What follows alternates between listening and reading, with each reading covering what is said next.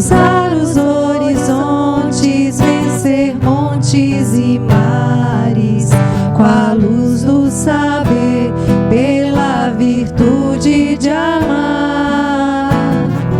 Quanto força tamanha, urso, me ajude a derrubar as barreiras da vida que eu venha encontrar. E eu venho pedir a ti, ó tartaruga, que o totem estás a sustentar. Dai-me tua certeza de um dia eu poder chegar a ver-te nas asas da águia, na força do urso e em todas as coisas criadas por ti. Eleva minha alma, me faz tão perfeito, me leva a saber que estás dentro de mim. Ó Pai nosso que estás nos céus, santificado seja o teu nome em favor de todos. Ó Pai nosso que estás nos céus, santificado seja o teu nome em favor de todos nós.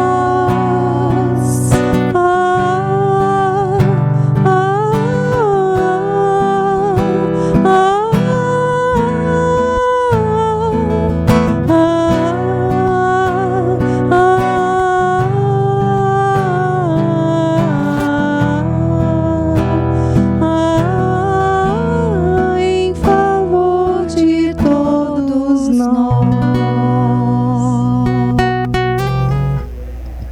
Chamar a Cláudia aqui para frente.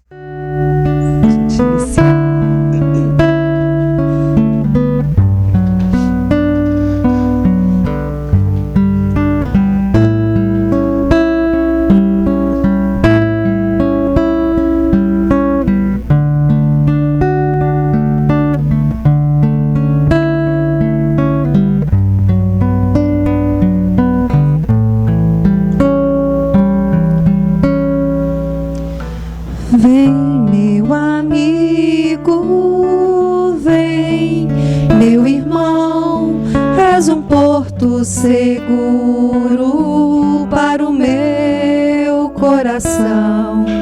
Estrela me guia, luz que ilumina, é tão belo, amigo, quando encontro você. Ó companheiro, bênção de Deus, guarda meu coração junto ao teu coração e em tua paz. Mestre Jesus, abençoa nós, amigos, a caminho da luz.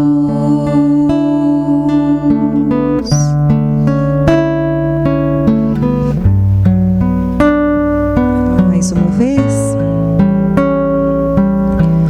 Vem, meu amigo, vem, meu irmão, és um porto seguro para o meu coração.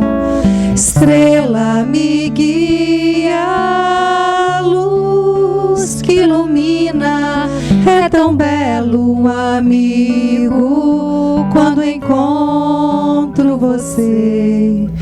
Ó companheiro, bênção de Deus, guarda meu coração junto ao teu coração e em tua paz.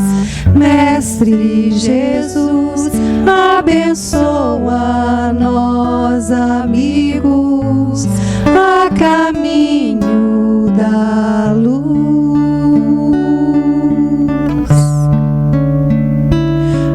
Abençoa nós, amigos, a caminho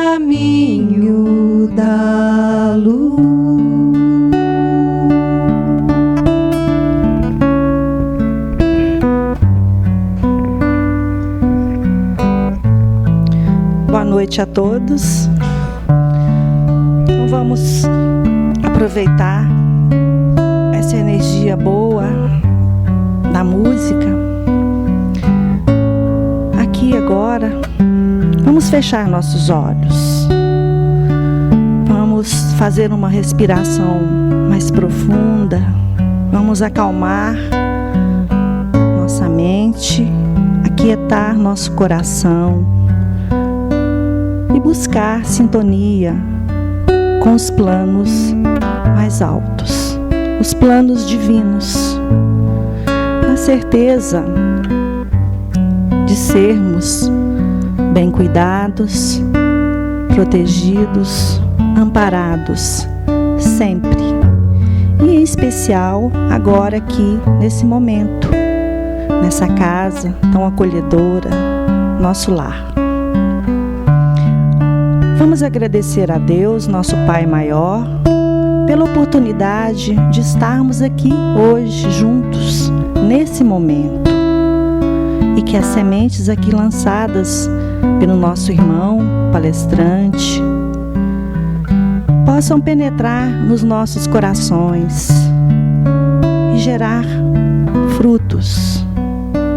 E que esses frutos possam ser abençoados e consumidos por outros que também um dia se achegarão. Agradecemos ao nosso Mestre Jesus, à nossa Mãe Maria Santíssima, a todos os espíritos de luz que com certeza aqui conosco estão, ao nosso irmão palestrante, nosso Mateus, que ele seja muito bem intuído para trazer para nós o reconforto e a certeza e a esperança de seguirmos sempre em frente, sabendo que a nossa passagem por aqui é breve, mas que possamos fazer dela cada dia melhor. Sede conosco, espíritos bondosos, amorosos, de luz, hoje e sempre, e que assim seja.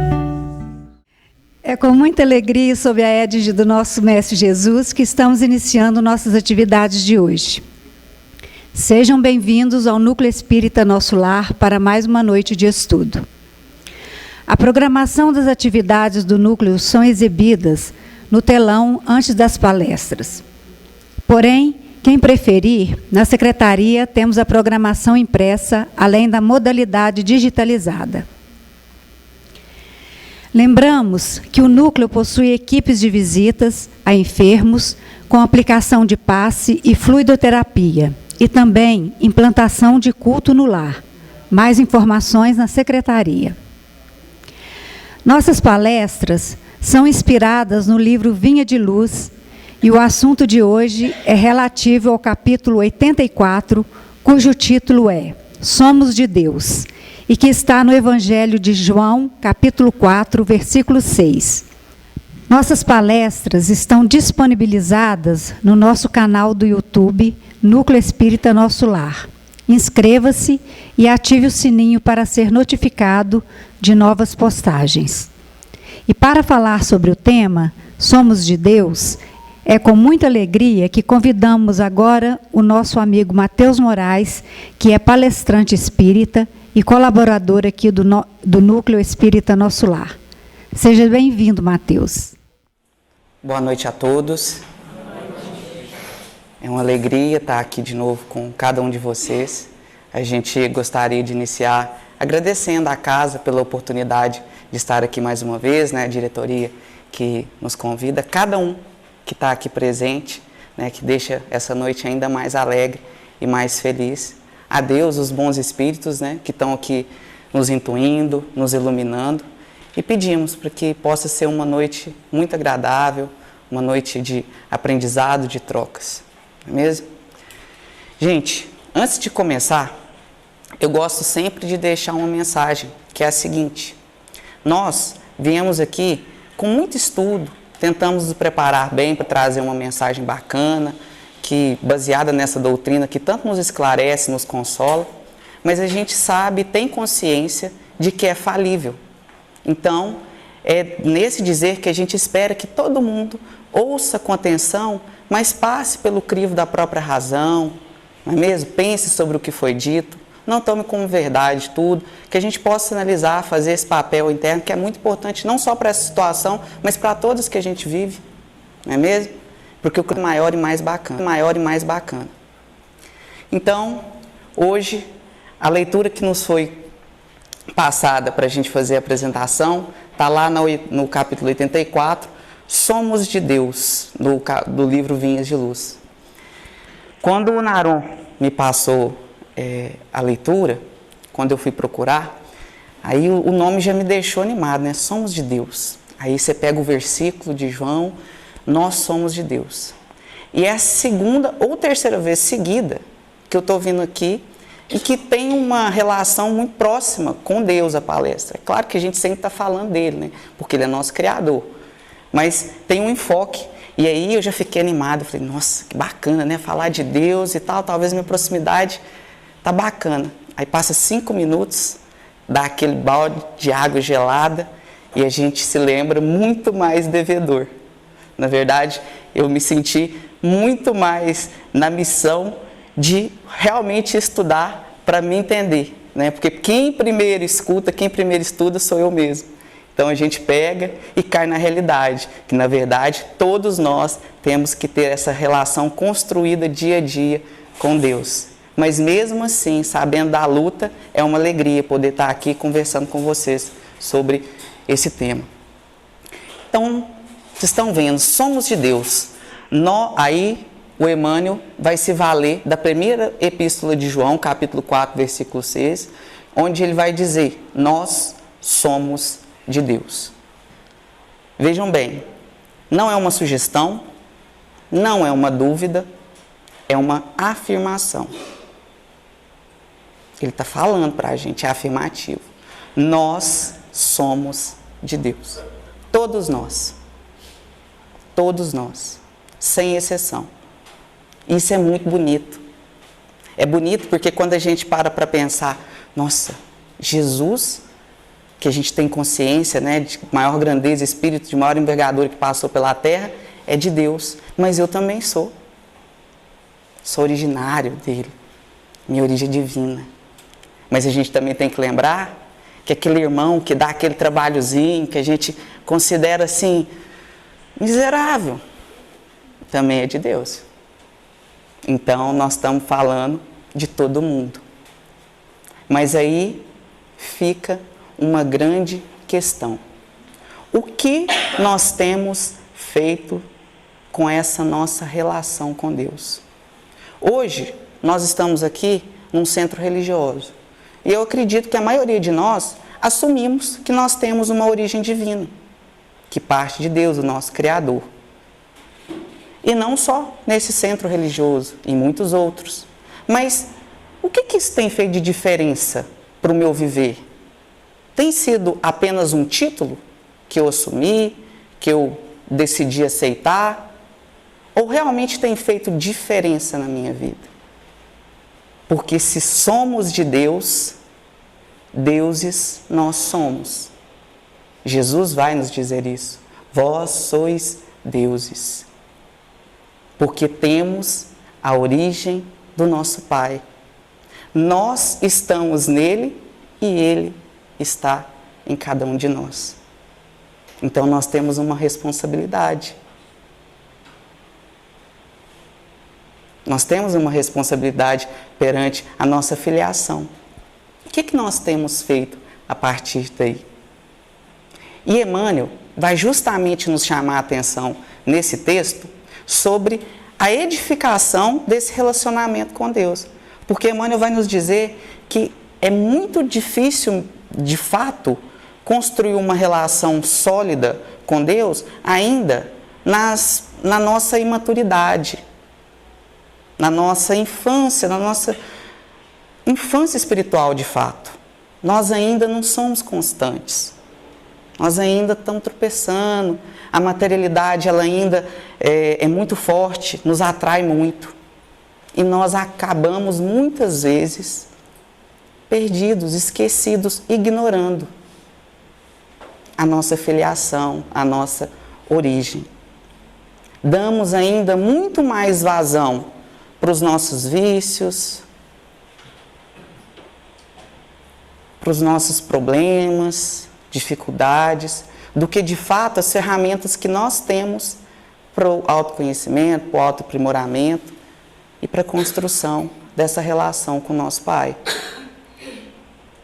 Acreditamos que tudo está aqui só para a gente poder fazer o nosso bem-querer e não percebemos que são todas ferramentas.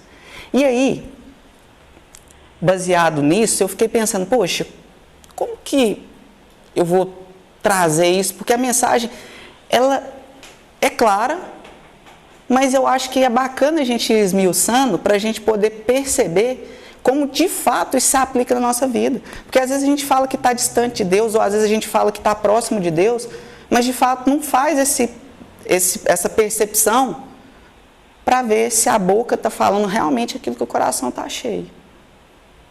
Ou se é só palavras por palavras. E aí, eu resolvi trazer uma história. Na verdade, essa história é uma parábola. A parábola, né, que o próprio Jesus nos contou, que ficou conhecida como a parábola do filho pródigo. Por que eu estou trazendo ela?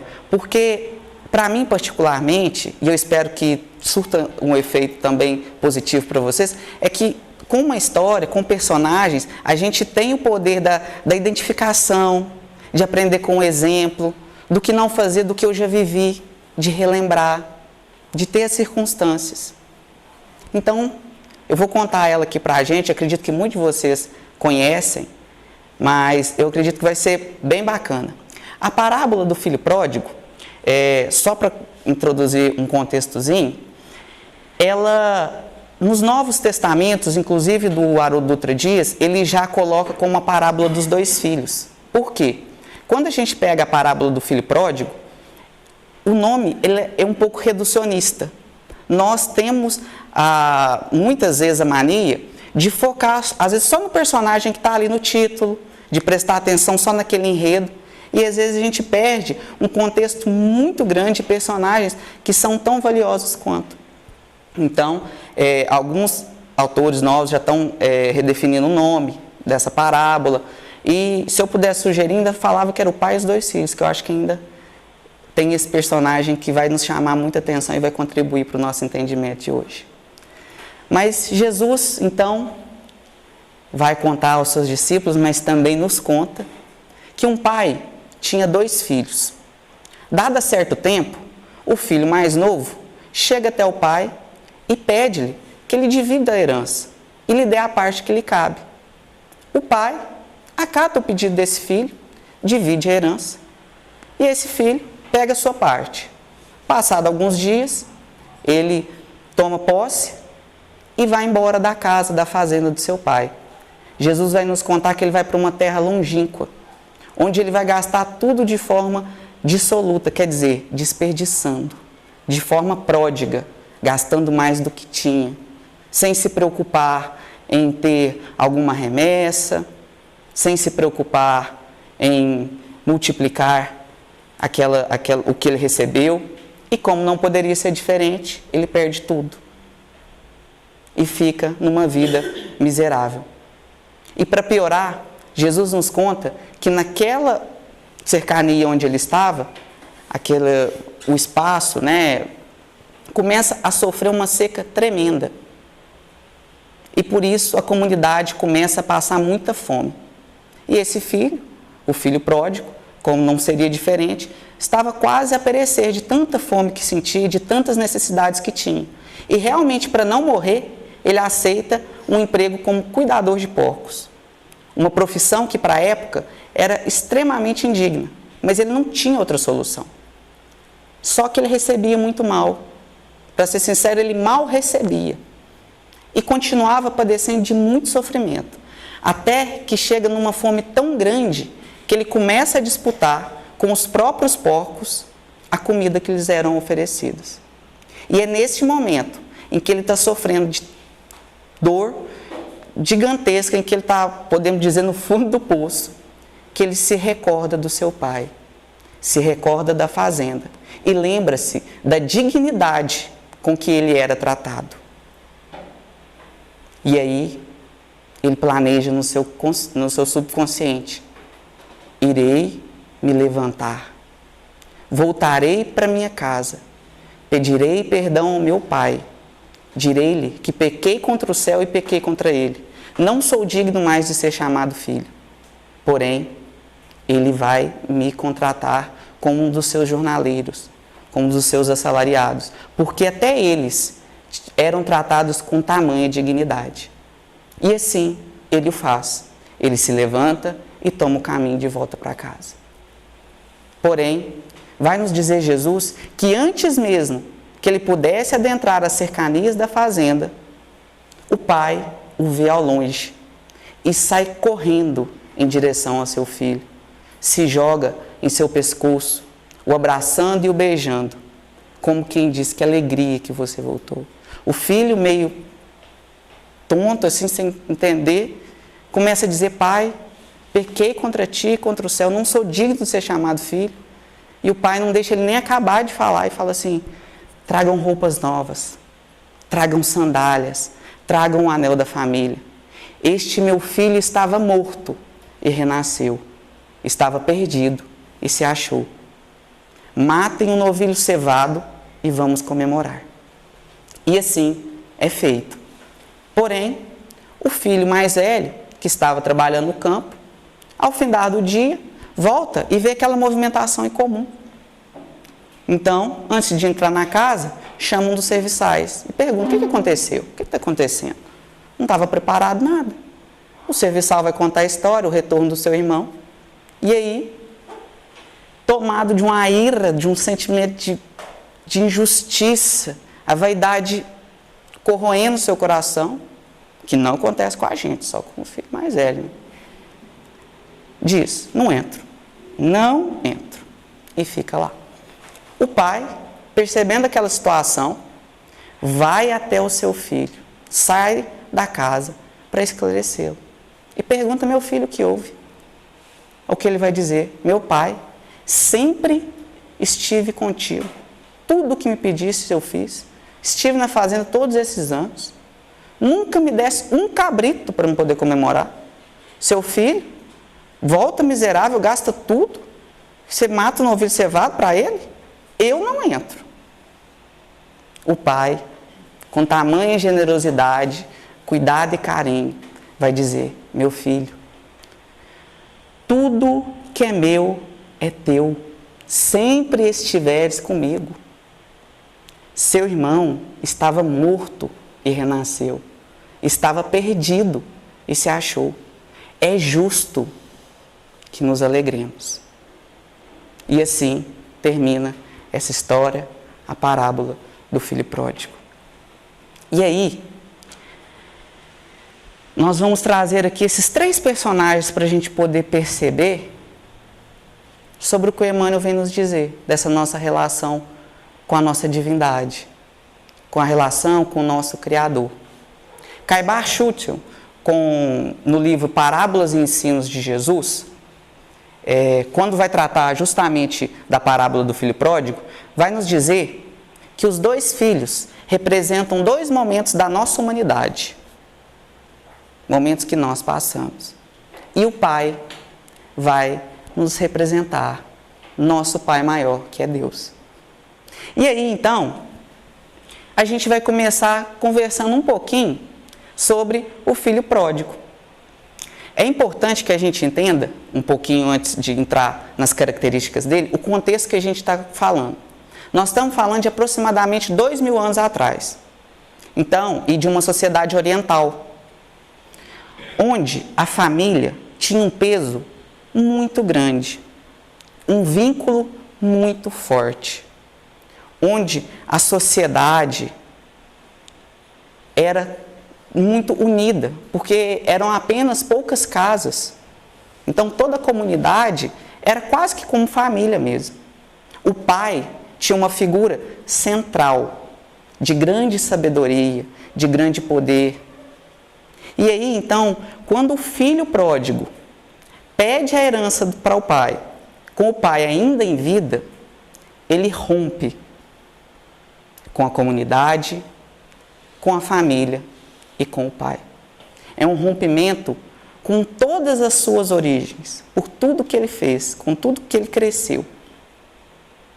Quando ele faz esse movimento de pedir a herança com o pai ainda vivo, é como que ao dizer: hoje, a partir de agora, eu me basto. Eu dou conta sozinho, eu sei o que é melhor, eu não preciso de mais ninguém. Vou viver por mim.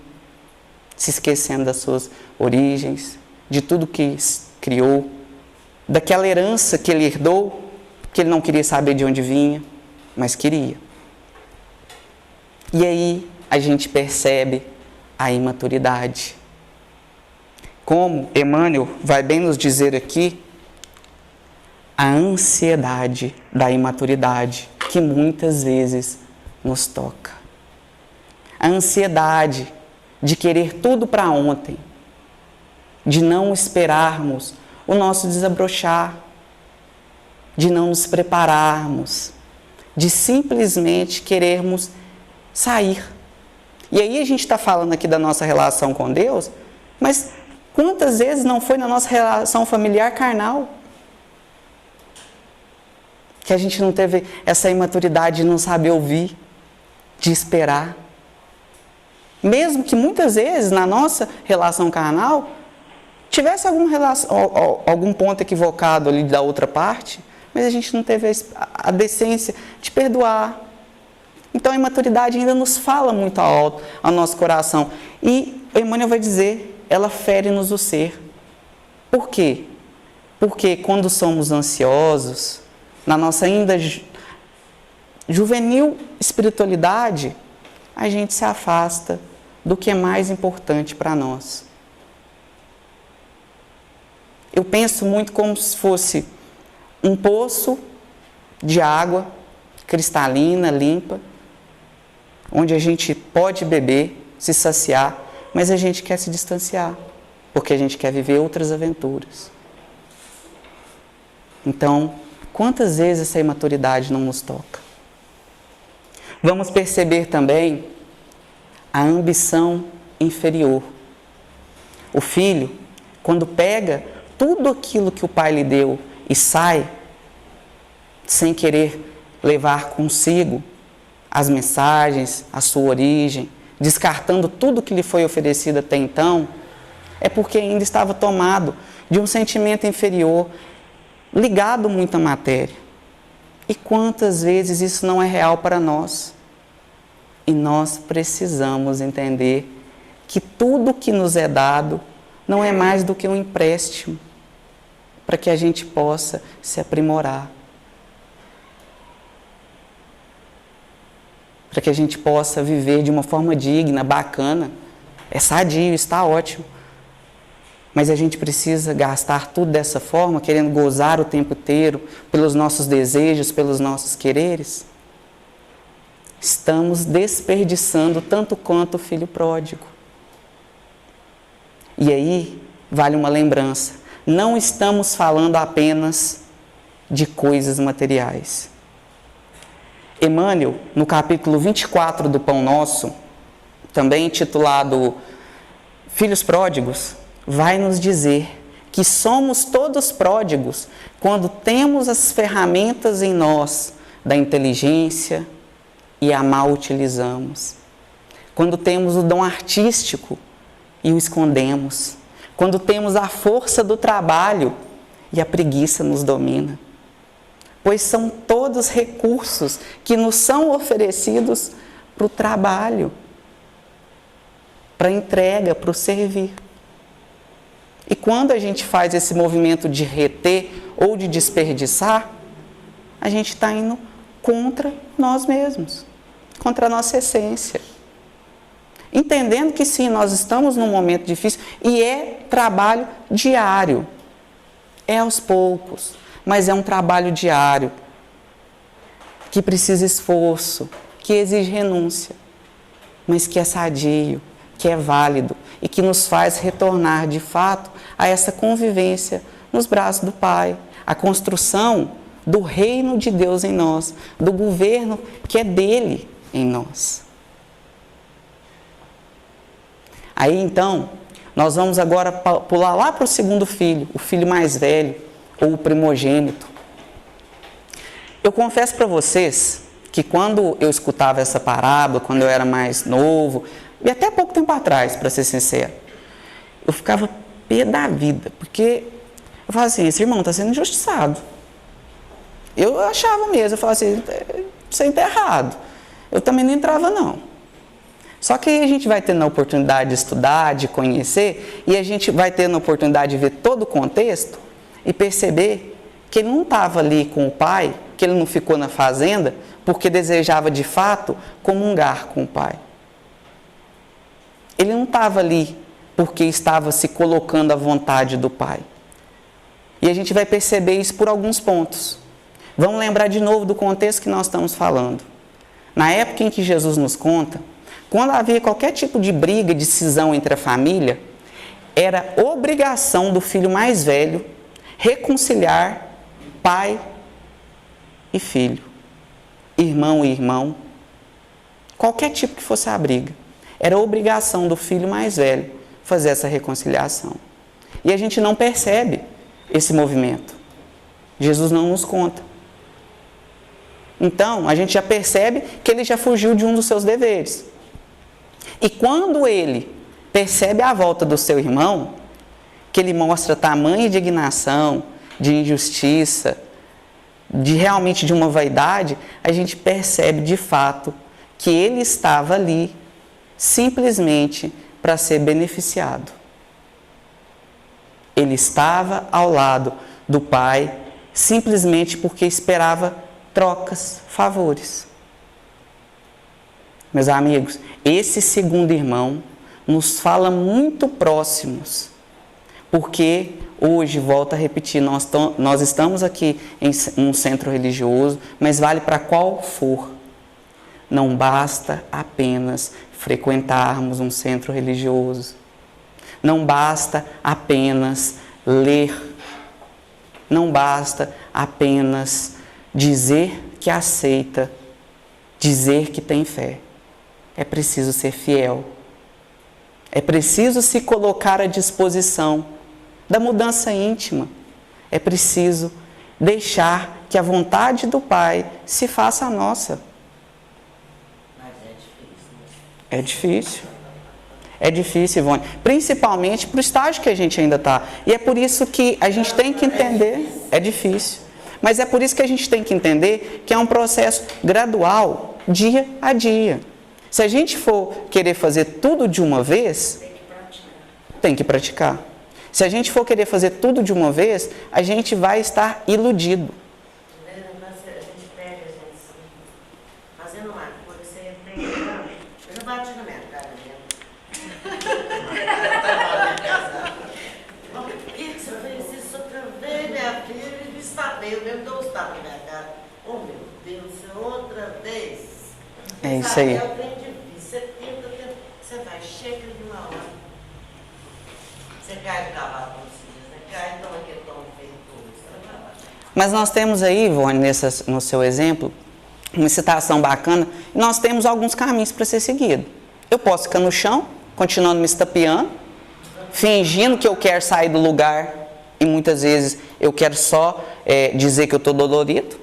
Ou eu posso, de fato, usar esse arrependimento como mola propulsora para novos rumos. Para novos rumos, né, Ivone? Porque a gente sabe que a gente é amparado e que a gente vai conseguir. Todos nós somos de Deus. E obra de Deus não falha. Todos nós vamos conseguir. Todos nós estamos em algum ponto do caminho, mas todos nós vamos conseguir. Que seja nessa encarnação, que seja em outra, porque vão ser pontos. A gente ainda vai passar por muitas. Mas são passos que a gente precisa dar. E aí, ficar só na citação de estar com Deus não basta. Nós precisamos, de fato, nos colocar à disposição dele.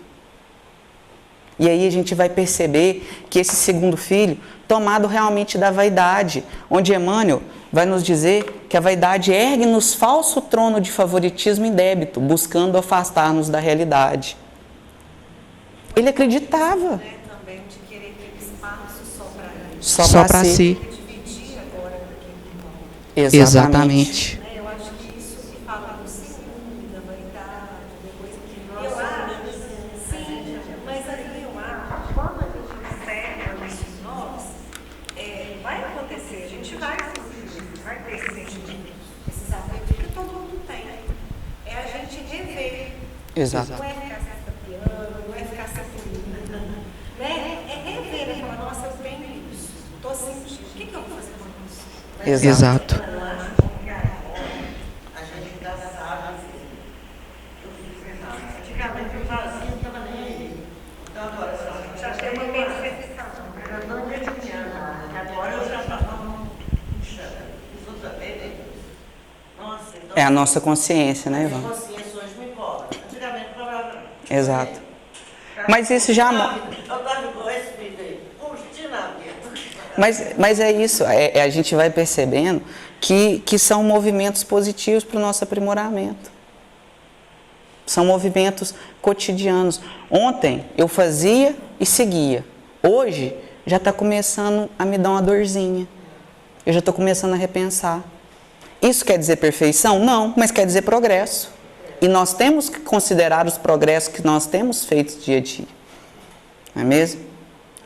Gente, e aí a gente vai perceber, né, que após ele se degladiar ali com o pai, né, revoltoso realmente da situação em que ele se sentia injustiçado, porque ele realmente acreditava que tinha ficado. Não é um sentimento que ele tinha mentiroso.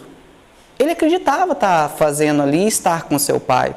E é por isso que a gente precisa realmente se perguntar todo dia se eu tenho sido de fato filho de Deus. Se eu tenho sido fiel àquilo que eu acredito. Porque as palavras pelas palavras, elas não bastam. Nós precisamos transformá-las em atos. Porque senão vai chegar na revolta. Vai chegar na revolta, porque Deus não é aquilo que a gente espera. Ele não é aquilo que a gente quer. Ele é aquilo que Ele é. E Ele é perfeito. Nós aqui, ainda aqui na nossa ignorância, tentamos fazer com Ele jogo de trocas, de empurras. E aí, quando não sai do nosso jeito, e não vai sair, graças a Deus, daí revolta. Eu vi uma frase uma vez que falava assim: você quer sofrer, você quer ser punido? É só você pedir Deus para fazer tudo o que você quer, que você está pedindo. Se Ele fizer tudo o que a gente está pedindo para Ele, você pode ter certeza que a gente vai dar com os burros na água. Porque a gente ainda não sabe o que é bom para a gente. A gente está aprendendo, mas é importante confiar em Deus. E olha para você ver, ele revoltoso com o irmão, com a situação. Ele fala, não me desse nem um cabrito. Aí o pai fala, meu filho, você quer um cabrito? Eu estou te dando tudo, você está brigando por causa de um cabrito. Você tem tudo. Você tem tudo, porque de mim vem tudo. Confia. Confia. E aí, gente, agora nós vamos trazer aqui um ponto que a Daniela já adiantou para nós, que diz-nos e nos toca muito os nossos corações. Estou falando para cada um de nós, a não ser que aqui já esteja um espírito angélico, um espírito crístico, aí não é para você, como diz o Haroldo, né? Mas para nós, meros mortais, nós estamos falando do egoísmo e do orgulho. Nós estamos tratando agora, que é uma característica presente nos dois irmãos, o egoísmo e o orgulho, que vai nos dizer o Evangelho segundo o Espiritismo, o Livro dos Espíritos, que é a chaga da nossa humanidade. São desses dois que se originam todos os outros maus morais. O egoísmo e o orgulho. O Emmanuel vai dizer para a gente que o orgulho, ele cega-nos para a universalidade da vida e que o egoísmo encarcera-nos o coração. Qual que é uma característica muito pontual desses dois filhos? E que é nossa também. Rebeldia. Nós somos rebeldes. E às vezes a gente gosta de ser rebelde. A gente sai, sou livre. Eu faço as minhas escolhas. Menino rebelde. Porém, muitas vezes somos rebeldes sem causas. Não temos intenção para os nossos próprios atos. Simplesmente, sou rebelde. Eu me basto, eu dou conta. E a gente precisa entender que isso vai nos distanciar muito da nossa origem. Esquecendo de onde viemos, qual a nossa finalidade, a gente vai acabar se distanciando. Porque o orgulho nos afasta do entendimento da universalidade da vida. Nós achamos que essa vida aqui, ó, eu hoje, Mateus, que é a verdadeira. Esquecemos que nós temos uma vida só, que é a vida espiritual. Nós temos passagens aqui que são importantíssimas, senão a gente nem estava aqui. Temos várias reencarnações, mas acreditamos que elas, principalmente a que a gente está no momento, é a que vale, e aí eu preciso vivê-la intensamente, sem escrúpulos, sem pensar no outro. E aí vai nos dizer que o egoísmo encarcera-nos o coração. Gente, uma vez um amigo me disse uma coisa que eu achei assim, maravilhoso. A gente tinha uma pessoa que vivia falando, eu sou livre, eu faço o que eu quero. Aí um dia ele conversando comigo, ele falou assim, Mateus, para perceber. Quantas vezes nós não dizemos que somos livres, mas quando a gente para realmente para pensar, todos os nossos atos não estão sendo de verdade governados pelos nossos quereres, pelas intrigas que a gente tem no nosso coração, pelas aquelas coisas que a gente ainda não cuidou, pela nossa mesquinhez. Quantas vezes nós não somos de fato governados pelo sentimento que a gente deixou o outro pelo outro? Isso de fato não é liberdade. Então é importante que a gente pense sobre isso. Mateus, mas às vezes é necessário deixar livre para que ele perceba isso. Sim. E a dor que ele teve, de tudo aquilo que ele passou, ele voltou. Exato. E a gente vai tratar dele agorinha a pouco. E aí, a gente vai perceber que, quando a gente pega lá no capítulo 11 do Evangelho segundo o Espiritismo, e tem 11 e 12, vai nos dizer que o egoísmo e o orgulho é contrário à caridade, que é uma das grandes bandeiras do Espiritismo, e à humildade. Por quê? Quando o coração egoísta e orgulhoso não consegue se reconhecer. Porque a humildade diz disso, do reconhecimento de si. Nem mais, nem menos. É um atributo divino que nos é trabalhado dia a dia. Então, quando a gente está com orgulho ou egoísmo dentro dos nossos corações, nos encarcerando, prisões que nós mesmos construímos, não nos percebemos como os filhos de Deus, como merecedores. E por isso mesmo, não nos percebendo, não conseguimos perceber o outro. Não conseguimos perceber que vivemos em uma sociedade. Tudo é para mim. Tudo que é feito é para mim o tempo todo. Eu quero arrecadar, eu quero guardar. Eu. E, gente, falando, às vezes a gente fala aqui e realmente vai tocando no coração, mas é importante a gente lembrar que o reconhecimento é o primeiro passo. Todos nós trazemos esses sentimentos nos nossos corações. A gente precisa só estar cada dia mais disposto a combatê-los. Não é que vai sumir de repente. É estar disposto a combatê-lo. E aí, justamente por não perceber o outro, por não nos percebermos, nós nos encarceramos, e Emmanuel vai nos dizer que, às vezes, por muitos e muito tempo, sofrendo, como a Lília disse, a dor está ali presente, mas a gente ainda não está disposto a mudar. Só que a vida não cessa.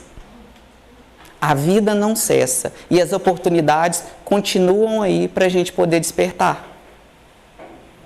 Emmanuel vai nos dizer no último parágrafo que a gente costuma ignorar o trabalho, a dor, a enfermidade e a morte. Às vezes, mais do que ignorar, a gente costuma maldizer. Às vezes vem uma doença, vem uma dor. Primeira coisa que a gente vai sentir é: eu não merecia.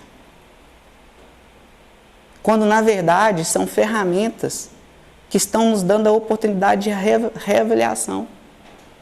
E aí a gente vai pegar o gancho que a Lília trouxe para nós aqui, a gente vai voltar lá no filho pródigo. A história com ele não acaba sem que a gente entenda se ele voltou para casa ou não. O segundo filho a gente não sabe, mas ele voltou, ele retornou. E vamos perceber como que para ele o trabalho, a dor, a enfermidade e a morte foram essenciais para o seu processo de reconciliação consigo mesmo e com o Pai. Quando esse filho mais novo pega todos os atributos que tinha, tanto materiais quanto morais, possibilidades, e sai desperdiçando tudo, sem se preocupar em reaver, sem se preocupar em voltar na fonte para poder restabelecer, não poderia ser diferente. Ele ficou esgotado, sem nada, tanto fisicamente quanto espiritualmente. Porque é isso que nos acontece também. Quando nos afastamos de Deus, nosso coração sente falta. Joana de Ângeles vai nos dizer que nós temos uma sede imensa de amor, uma sede imensa de ser queridos, de ser cuidados.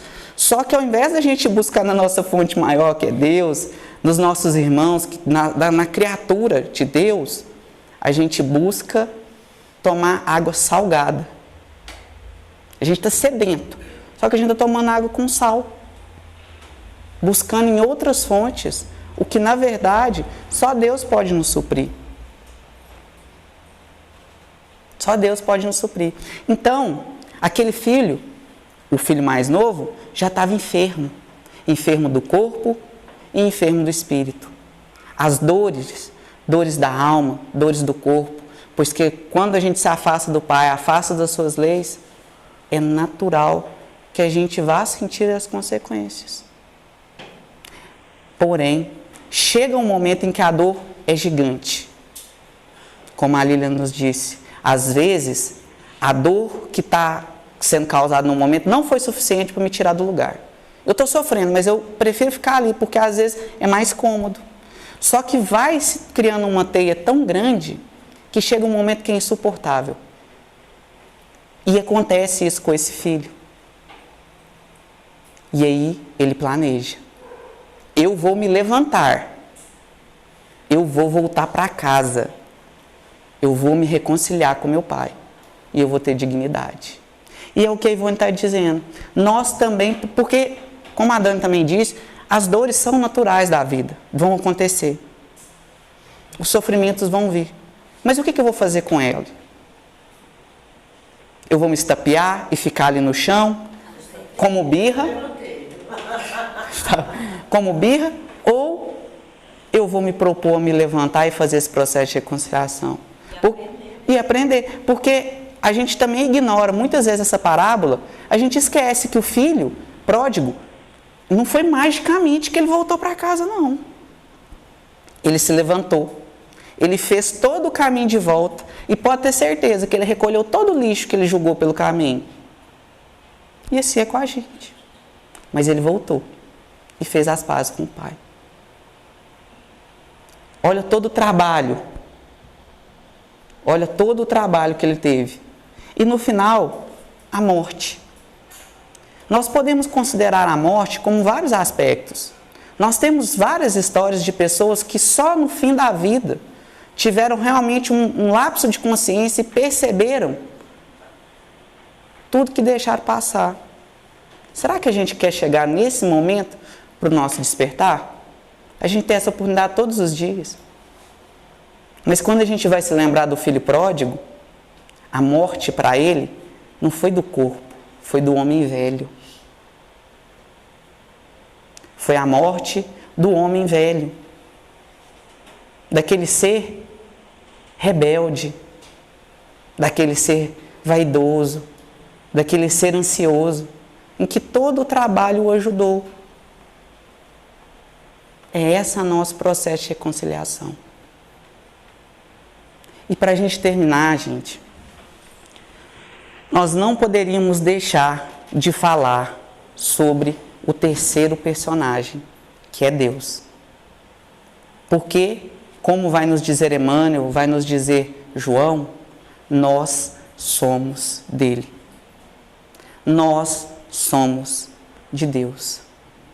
Jesus vai falar sobre Deus na sua vida, né, que virou o Evangelho, que é o próprio Cristo, várias vezes. E nós muitas vezes ignoramos. E nós estamos falando do nosso Criador, que muitas vezes nós estamos lá querendo barganhar, ou que a gente coloca naquele lugar de inquisidor punitivo. Então a gente, na verdade, tem a capacidade de conhecer o Pai, ainda sabendo que a nossa limitação intelectual nos impede de ver muitas coisas, mas tudo que nós já temos sobre Ele já é o suficiente para nos apaixonarmos, para amarmos. A gente vai perceber o Pai quando Ele permite que seu filho vá. Porque vamos lembrar de novo, o pai não era obrigado a dar a sua herança para o filho ainda em vida, mas ele permite. Mesmo sendo aquilo como se ele tivesse humilhado. Mas nós não estamos falando de qualquer pai, nós estamos falando de Deus. E Deus não se sente humilhado. E Ele permite que nós, vez ou outra, nos afastemos para perceber o quanto era bom estar junto. No capítulo 6 do livro dos Espíritos, no Escolha das Provas, a gente vai ver lá que muitas vezes, pela nossa desobediência e por a gente ficar insistindo em querer passar por tal prova, Ele nos permite. Para que a gente possa voltar e perceber o quanto era bom estar junto. Deus nos ama tanto que nos quer por inteiros e nos permite passar pelas nossas experiências. A gente vai perceber, quando o primeiro filho retorna, ele não espera que o filho se adentre. Ele sai a correr. Ele se joga nos braços do filho.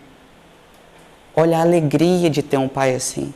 Quantas vezes nós estamos afastando Deus de nós, colocando Ele num lugar inacessível, quando Ele faz, na verdade, o contrário. Ele está correndo e lutando por nós. Às vezes a gente acha que a nossa relação é que a gente está correndo atrás de Deus e Ele está sentadinho esperando por nós. E Deus tem uma busca de relacionamento incessante com cada um de nós. A diferença é que Ele sabe esperar. Mas Ele também nos busca incessantemente. É um Pai que nos ama. Jesus, no Evangelho de Mateus, vai tratar Deus como Abba. E Abba era uma citação feita das crianças na mais tenra idade para os seus pais, que queria dizer paizinho. Papaizinho. É essa relação que nos é proposta ter com o nosso Criador. Não é mais aquela proposta, aquele cara que está lá, aquele ser que me criou. Não. É um ser que nos ama, que nos educa, que nos aperfeiçoa, que nos prepara para a plenitude. Nós ainda queremos o cabrito e Ele está preparando a gente para tudo. Para herdar tudo, para receber tudo. A alegria, a felicidade de fato, a paz. Quando o segundo filho, indignado, é o pai que sai para esclarecê-lo. E é assim conosco. Não tem uma oração que não é ouvida e que não tenha respostas. É o Pai lutando por nós. E nós ainda correndo dele. A dor só nos alcança porque nós somos filhos teimosos, rebeldes, que estamos brincando de esconde-esconde com Deus. Ele correndo atrás de nós, a gente correndo para trás. Eu escutei um testemunho esses dias no Instagram, acho que é testemunho mesmo, que diz de uma pessoa evangélica, que ele dizia: eu sofri muita dor, porque eu tive que esperar Deus me achar. E nós temos a oportunidade de achá-lo diariamente. Nós temos a oportunidade de fazer esse movimento com Ele diariamente. É esse Pai maravilhoso que nos convida a sermos melhores e a realmente fazermos essa reconciliação com Ele. E para finalizar, eu queria deixar um pedaço de uma cena do filme Divaldo, Mensageiro da Paz, que tocou muito meu coração e eu acho maravilhoso. E Divaldo teve, durante um período da sua encarnação, um espírito que era assim, seu algoz. Ele tentava derrubar Divaldo de todas as formas, ele odiava o Divaldo. Porém, Divaldo, ele acolhia muito as crianças, as pessoas. E certo dia, oportunidade divina, ele tem acesso e cuida, acolhe uma criança que numa outra vida foi mãe desse espírito que o atormentava. Esse espírito, então, tocado de um sentimento novo que brotava em seu coração, vai até Divaldo, diferente dessa vez. Ele não estava querendo brigar. E ele pergunta para Divaldo assim: você é capaz de cuidar dela e de amar? E Divaldo vai dizer para ele: sou. Eu sou capaz de cuidar e de amar. E eu vou fazer isso por todos os dias da minha vida. Eu sou sim o espírito que numa outra vida te fez mal, mas eu já não sou mais aquele espírito. Então eu espero que você também possa me perdoar. O espírito vai olhar para Divaldo e vai dizer: talvez um dia com o tempo eu possa te perdoar, mas amar eu não consigo, eu não sou bom o suficiente para isso. Divaldo vai olhar para ele com extrema generosidade e cuidado e vai dizer: é capaz sim, porque você já é bom, porque é filho de Deus, portanto, já é bom. Não se trata de colocar a máscara da bondade, e sim retirar a máscara da maldade. Todos nós somos filhos de Deus. Tudo isso que a gente conversou aqui hoje, todos esses ainda vícios, essas dificuldades que carregamos, são momentâneas, passageiras, são ainda máscaras que carregamos, mas elas nos escondem. A nossa essência é divina, é pura, é boa. Não nos esqueçamos, todos nós carregamos em nós a chama, a centelha divina. E é ela que deve nos inspirar a cada dia a sermos melhores. Vamos tomar posse realmente dessa filiação com o nosso Pai. Essa seara, que realmente tem os seus problemas, as suas dificuldades, vai ser muito mais leve, mais suave. Muito obrigado. Boa noite.